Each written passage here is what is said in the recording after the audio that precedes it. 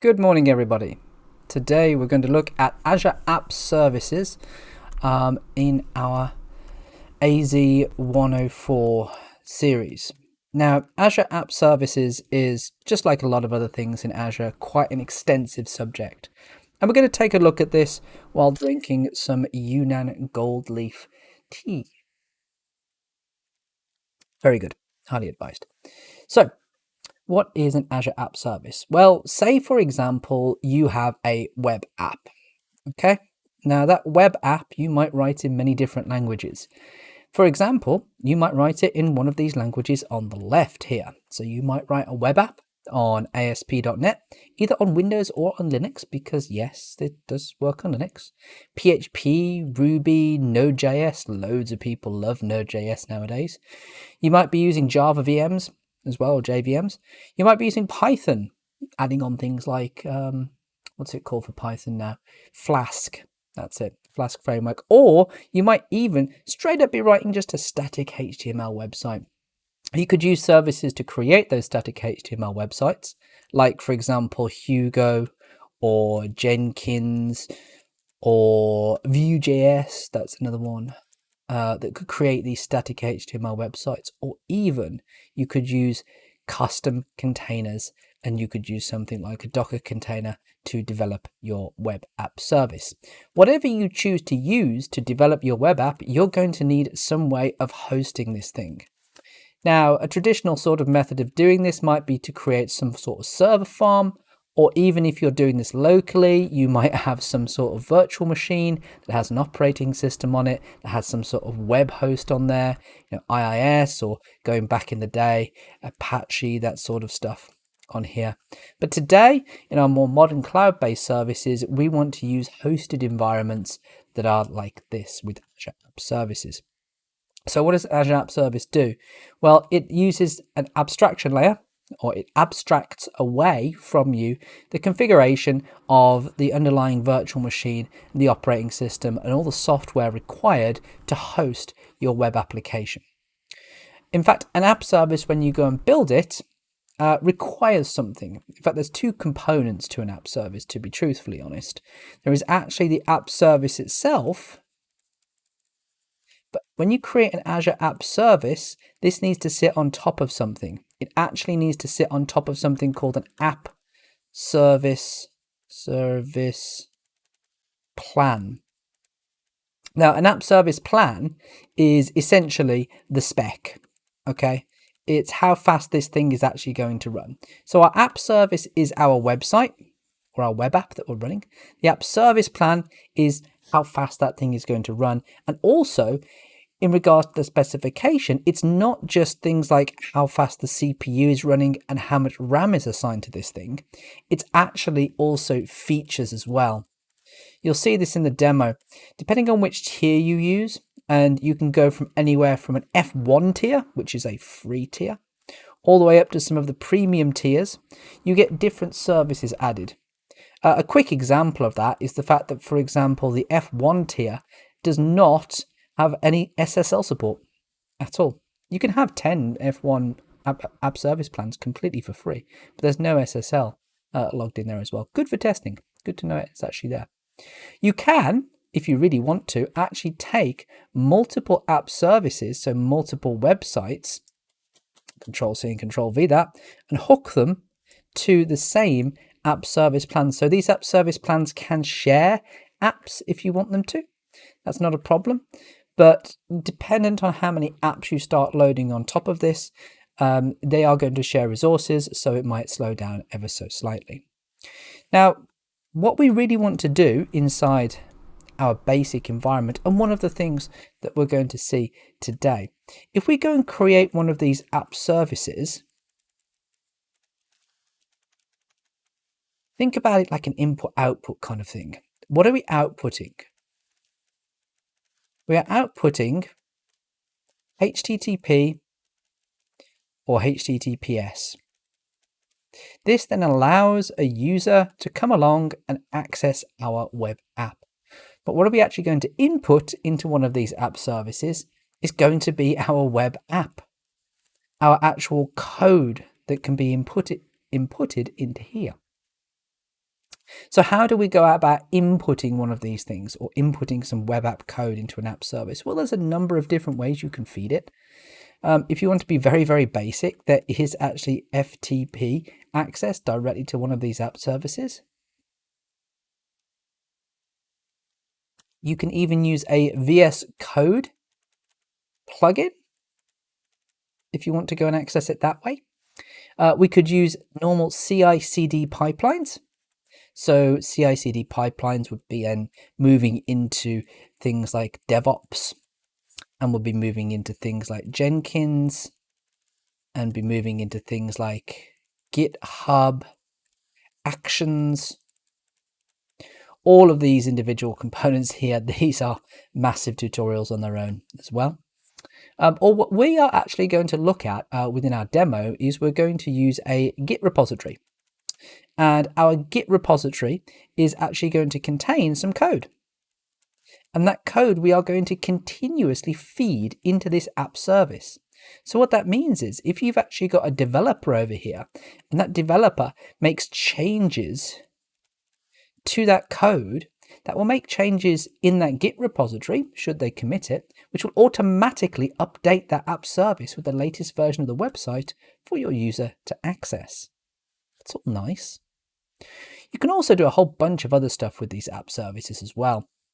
One of the really cool advantages of it is the ability to actually come in here and do things like scaling, because you can scale up or you can scale out, or some people call that scale vertical, scale horizontal.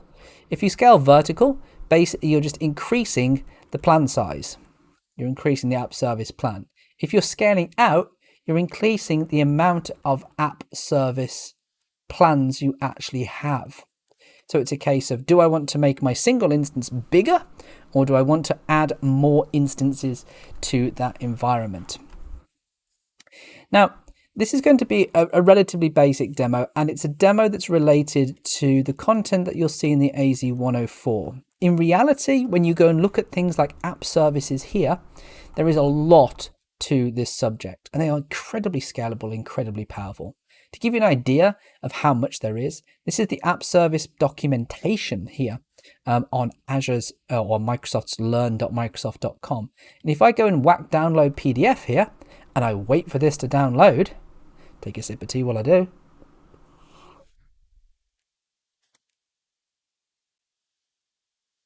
You'll find that you've got only a small amount of documentation here, 1,427 pages just on this app service itself. And there's still even more behind that. You've still got to write the darn web app.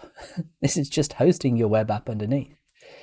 Now, if we drop back here to my diagram, there is a lot of other components that might come with app services. And a typical app service deployment is going to be more extensive than what you'll see in the demo. It might work out to be something like this, whereas you've got multiple components here for our app service to run. We might plonk our app service in a resource group. In fact, we will do, because everything needs to live inside a resource group. The app service itself, you might also have multiple different deployment slots, production stages, and last good. Essentially different versions of the web app that we can add in or switch over to. You'll see this during the demonstration as well. This is all sitting on top of one of our app service plans that, remember, is going to be speccing up how fast this is going to be running. My app service might need to go and talk to things. It might need to go and talk to things like APIs, which means it might need to store keys to talk to those APIs, which also means you might need an Azure Key Vault added inside here. Our app service might need a database. Because it needs a database, we might also need to spin up a SQL database running on a SQL logical server. It doesn't have to be SQL, you know. Our app might be written for things like Cosmos. It might be written for things like Postgres. It might be written for things like Mongo, whatever database service it might be. You're also going to need some monitoring services on here as well. So the logs for these app services might also need to be fed into things like log analytics. We could then read those logs off and read them maybe into things like Power BI, or read them into things like Grafana for analytics. I think Grafana has an F, not a PH. Either way, cool piece of software. Go check it out. Or we could go and look at the log analytics with a custo query, i.e. a KQL query, which I have a video on over here. Over here or over here? Somewhere over here, it will be linked. On the front end of this equation, you might also need Azure Active Directory authentication. You might layer on authentication on top of your web app service, because remember, this is OAuth. Remember, this thing can go and talk to Facebook. This can go and talk to Google. This can go and talk to anybody who supports modern OAuth systems. You might also need to layer on Azure DNS in front of this, so people out on the web can go to mycompany.com rather than having to look for the public IP address of that app service and have that routed in. So you can see there are multiple components that actually really come together that make a more complete Azure app solution. But at the moment, we're just going to concentrate on this piece here. We're going to concentrate on creating an app service, on creating some deployment slots, and on creating an app service plan. So, onward to the demo. The fleet's cleared space dock, Captain. All ships ready for work. Set course for Vulcan. Aye, aye, Captain. Course laid in. Maximum warp. Punch it. So here in the Azure portal for our demo, we're going to go to App Services and we are going to create a new app service. We're going to add this app service to our existing resource group, and I'm going to call this Mic Web App Demo here. This URL here has to be unique inside of all of Azure. Now we can see we can actually publish three different things here: code with an existing runtime stack, we can go and deploy a Docker container, or we can deploy a static web app. This is actually a separate thing within Azure at the moment, and I do have a video on deploying those too. So the runtime stack I'm going to choose down here is I'm going to pick PHP 8.0, and we're going to run this on Linux. We'll deploy this not into central US, but we'll deploy this into the East US. And notice our app service pricing plan down here. Now we could accept this default configuration, and I will do in a moment, but I want to look very quickly at these pricing plans and these spec pickers. Notice there's dev test, production, and isolated workloads. Each one of these not only has different costings actually assigned to them, but it will also have different speeds and different features. So for example, on the dev test environment, if you pick an F1 tier, this is free, but you will not have even SSL. If you pick B1, you'll get SSL and you'll get the ability to manual scale. If you go into production workloads, on the other hand, we get the ability to, for example, auto scale up to 20 instances, and we get things like daily backups and staging slots.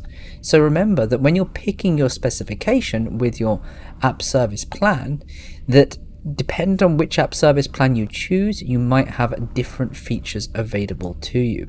I'm just going to stick with the default down here of this Premium V2 just for this demo. We're not going to bother with any zone redundancy for our app service plan as it's a demo, but we could run this in multiple zones if we wanted to. At the moment, I'm not going to configure anything within deployment or networking, or even in my monitoring section down here. I'm going to leave application insights turned off. We're going to configure some of these options later on. So let's go and review and create one of these web apps. Okay, our deployment is now complete, so we're going to pop over to that resource. Once we're here, we're going to go and visit the deployment section, and we're going to go visit deployment slots down here. And we're going to create a new deployment slot. Our existing deployment slot is our live running slot here on Mic Web App Demo. We're going to add a new slot in here, and we're going to add a new slot in for staging. So this is a secondary slot. Notice the URL here is actually going to be staging Mic Web App Demo. So, well, actually, sorry, it's Mic Web App Demo-staging.azurewebsites.net. We're not going to clone any existing settings, and we're going to add a deployment slot now. So we now have our deployment slot completed. I'm going to close that out. What I actually want to do is deploy a website to this app service. The website we're going to deploy is this Azure Samples PHP docs hello world. This is just a very simple index.php file down here, which is just going to echo out hello world for us. And we're going to pull this in from this Git repository into, or this GitHub repository into our web app deployment here. And we're going to do that by dropping down on the left hand side. We're going to drop into the deployment center. And within this deployment center, we're going to go to settings. And the source is going to be a GitHub, or sorry, a local Git location.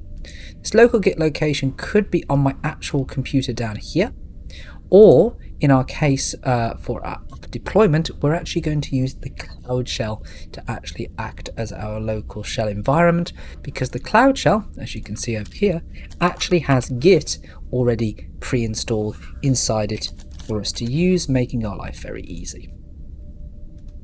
So we're now going to save that local Git and wait for that deployment to set up. What this is going to provide me with is a little bit of details. It's going to provide me with a git clone URI. I'm going to copy that to my clipboard because I'm going to need this in a moment. So let's go and pop over to our Cloud Shell right now. And within our Cloud Shell, we're going to do a number of operations. First of all, we're going to clone that Git repository. So we're going to clone github.com/Azure samples/php-docs-hello-world. So that's going to pull that down from this GitHub location here into my Cloud Shell location. If I do an ls, we should be able to see this as a folder. And if we cd into it, cd php-docs-hello-world, do another ls, you'll see there's my index.php. I can cat that and you can see that this is the exact same index.php file as before. So let's just go and pop directly into that repository location as well. I was in there a moment ago, but let's go pop into it again. And what we're going to do is we're going to run a command called git remote add.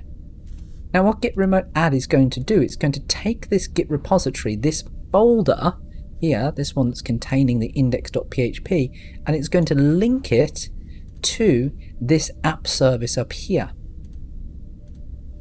So let's just go add that on there.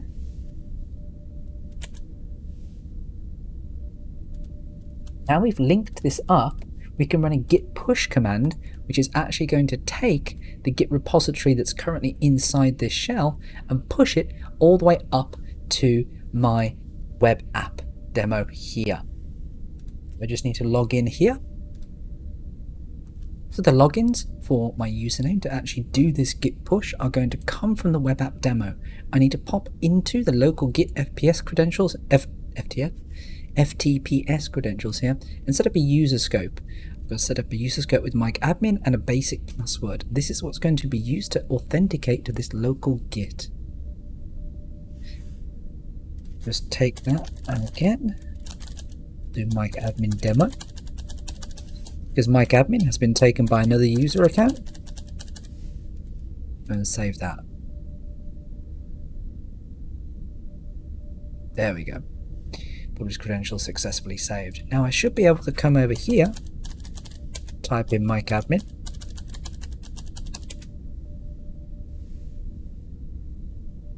Authenticate.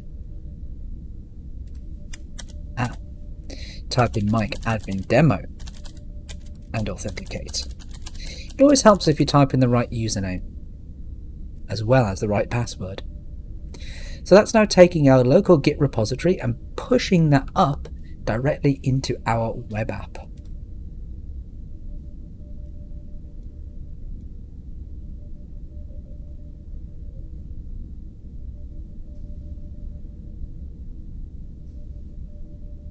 Now that's fully complete, we should be able to go back to our web app demo over here, go back to our overview.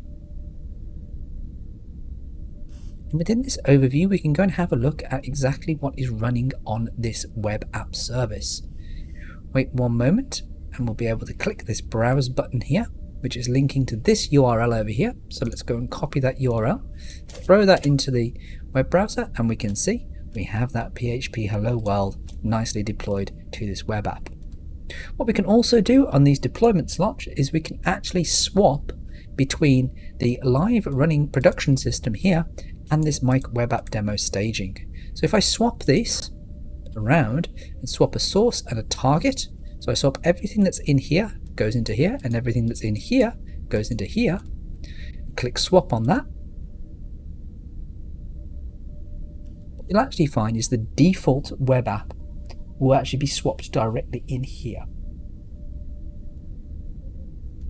It's a moment to actually swap these sources around. So our swap has been successfully completed. Now if we go back to that same URL and do a refresh, we should find this is swapping directly to the default Azure web app website. We can also swap that back if we really want to. So we could go back again, click swap, and swap those sources and targets back round. And if we swap those sources and targets back round, then now that swap is complete. If I go back to my demo, refresh, I'm back to hello world again. So that completes a very brief deployment of an app service. But there is a lot more information to web apps than is just listed here within this demo. For example, we can add our custom domains. We can go and add SSL certificates out here. We can also scale this up, or we could scale this out.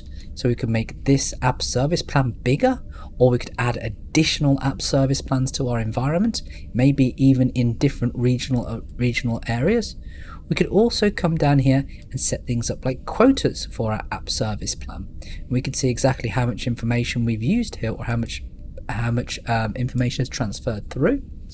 We can also jump into advanced tools.